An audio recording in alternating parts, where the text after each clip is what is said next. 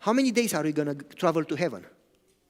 It says there will be quiet in heaven for 7 days, that we will travel through the universe, visit some other planets that are not fallen. In the 7th day, we will arrive to heaven and eat together with Christ again the bread and the juice that Jesus says, I will not eat it again until I eat it with you.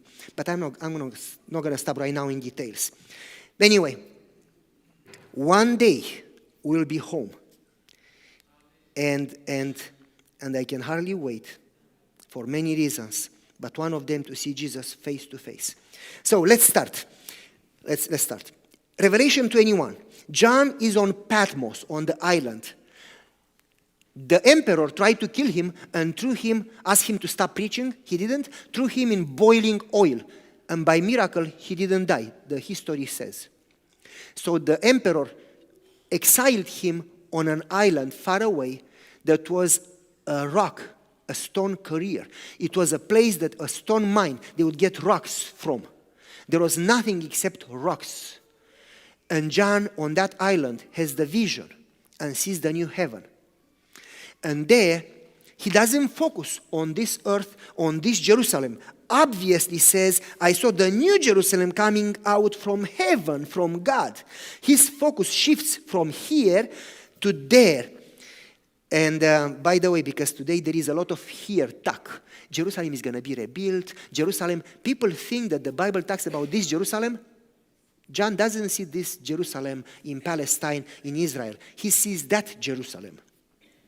So it's Paul, John, Peter, Jesus, they all talk about the new Jerusalem, not built by humans. Anyway, so let's go. Oh, by the way, why does he say the sea will be no more? That's outside the subject today, because sea was separating him from his church, from his family, and basically he says there will be no more separation. We will be together again. But that's not my point. Let's start with the beginning. The journey of Israel from Exodus to the Promised Land is the symbol of Jesus' life, Jesus' story, and the symbol of our story from Genesis to Revelation. For instance, Israel came from Egypt. Jesus, when he was small, the parents had to run to Egypt. And they came from Egypt. Israel passed through the Red Sea. Jesus passed through Jordan. You remember? Israel spent time in the wilderness. Jesus was taken 40 days. Oh, by the way, how many years did Israel spend in the wilderness? 40 years, 1 day for 1 year in prophecy. Jesus spent 40 days in wilderness. And I could go on and on. You follow me? If you go to the church comes from Egypt, from sin. The church gets baptized, going through the Red Sea. And the church goes into wilderness. If you remember the Dark Ages, am I right? You follow me? The persecution. I could go on and on. They go so well together. It's the same story. Then Israel gets to the Promised Land. Christ himself goes back to heaven. The church will go back to heaven. So, I'm going to go into it and start with something that is the most probably difficult thing. God never gave up Israel. People think that when Israel rejected Jesus, God gave them up. Individuals choose for themselves. And related to your choice, you can be saved or lost. But God called Israel. And God never gave up Israel, even when they rejected him. And yes, the Bible says that then he called the spiritual Israel. But that doesn't mean that he gave up the other Israel. They didn't do the job. And as a nation, they cannot be saved. But as individuals, they can. Whoever accepted Jesus. You follow me? But God still considers Israel his people. Because God's covenant, listen carefully, is not based on people, but is based on God. It's not based on what people did, but it's based on what God did. It's not based on people's promise, but it's based on God's promise. God promised with himself that he will fulfill the covenant. And he promised to Adam, and he promised to Abraham, and he promised to Moses, and he promised to all of them throughout ages. And God will fulfill his covenant, regardless of what somebody did. That doesn't mean that everybody's going to be to heaven. Individuals, different story. So, covenant is not based on our performance, but based on God's character and his word and his promises and his grace and his love. The covenant is based not on us, but based on him. In the Bible, many times the Bible calls Jesus as Israel. Because Israel was God's child and Jesus was God's son. And Jesus is called as Israel. And now let me go into it. In Hebrew culture, there was a habit that if you had a war, if you had a competition, let's say Olympics, you would not send the whole nation to war, but you'll send one man to represent the nation. And they will send one man to represent their nation, like David and Goliath. And whoever between the two men won the war, the whole nation won. You follow me? Like you send one person to competition and you say, hey, we won the soccer game. We didn't. We didn't even play. We have no merit whatsoever except watching it. The guy who played the game, he won. You follow me? In the Hebrew culture, they would take one man to represent the games, one man to represent the nation, and if one man won, the whole nation won. Therefore, if Adam failed, the whole nation failed. And if Jesus came as a second Adam, the whole nation was saved. You follow me? That's the reason Romans chapter 3 talks about a second Adam. As through the first Adam, death came to everybody regardless. Through the second Adam, Jesus, life comes to everybody regardless. Now, as individuals, we have a choice. But life was offered to everybody regardless. Do you follow me so far? It's a little complicated, but we slowly. It says there, actually in in Ezekiel chapter 22, Ezekiel chapter 22 verse 30, I am looking for a man to represent the nation and I will save the nation, says in Hebrew. I'm looking for one man to represent, to stand at the gap, and I will save the whole nation. Is that fair? That's grace, folks. That's amazing. We are used to pay for it. And Jesus says, there is nothing you can pay to deserve it.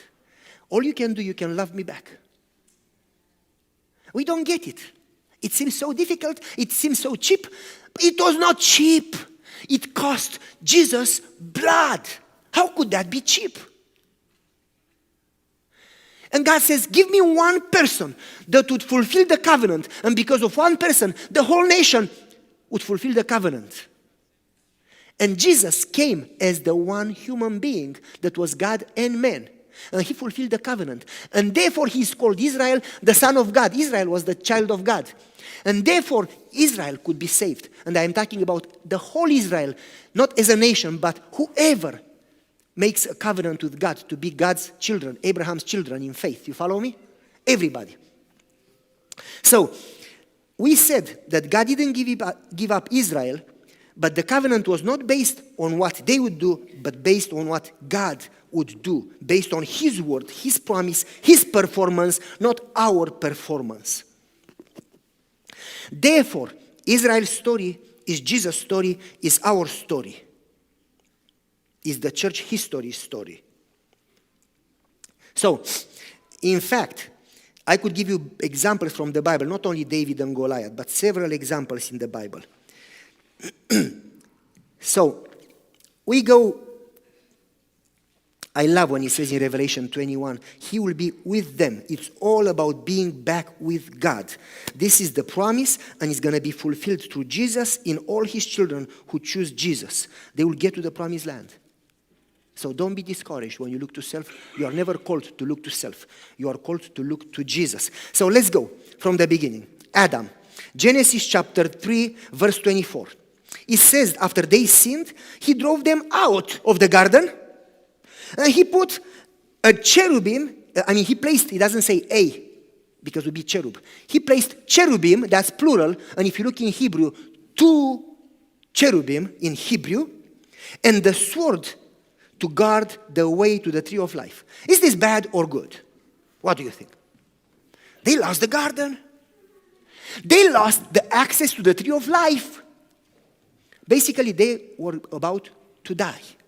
They were supposed to die instantaneously, except that Jesus was the lamb sacrificed before the foundation of the world, according to Revelation. And because of that, they didn't die. And Jesus came right then and sacrificed a lamb to give them coverings, because they instantly were naked, and to teach them that there is a lamb that will die for them, therefore they don't die today. You follow me? Well, what happened there?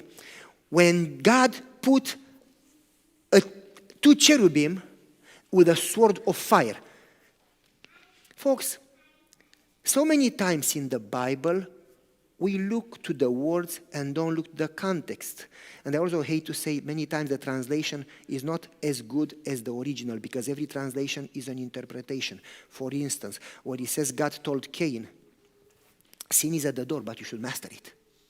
In Hebrew says there is a sacrifice for sin outside the door if you don't master it. It sounds a little different. There is a sacrifice for sin outside the gate if you'll fail. That was hope. Where he says to Mary, go and sin no more. In Greek says, I do not forgive you, therefore you can go and sin no more. I do not condemn you, I do not condemn you. You are forgiven. Therefore, you get a new start. You can start again. You can go again and sin no more because you are not under condemnation. You are not under the sin. You are free. You are a new being. You follow me? It sounds a little different. Well, what happened here? Even here, God talks about second coming. Listen carefully. Cherubim are always in the Bible where God's presence is, where God's throne is.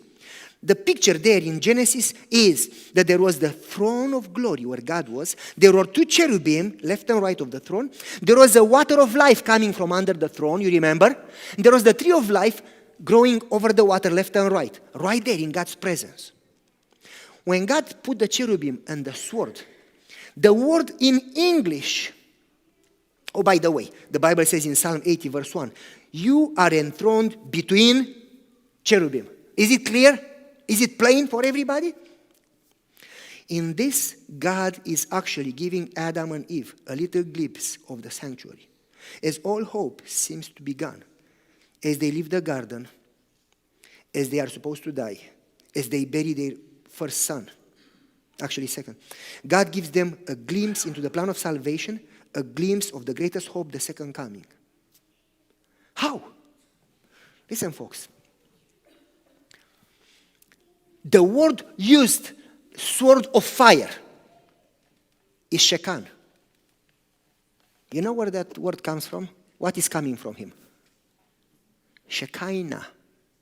You know what Shekinah means? Who knows what Shekinah means? The throne of mercy. The glory seat of God's mercy and love and compassion. The word there is not sword. The word there is put two angels, two cherubim, that are always only where God is. So God was there, God's presence, by the tree. And God said, I will watch it with my mercy and my compassion and love. It was not only to keep them from eating the tree and living eternally and miserably. It was also a message that I will preserve the tree. Did God cut the tree? I will preserve this tree, and you'll come back, and you'll eat from it again. I put myself in the covenant, and I promise with myself and my life.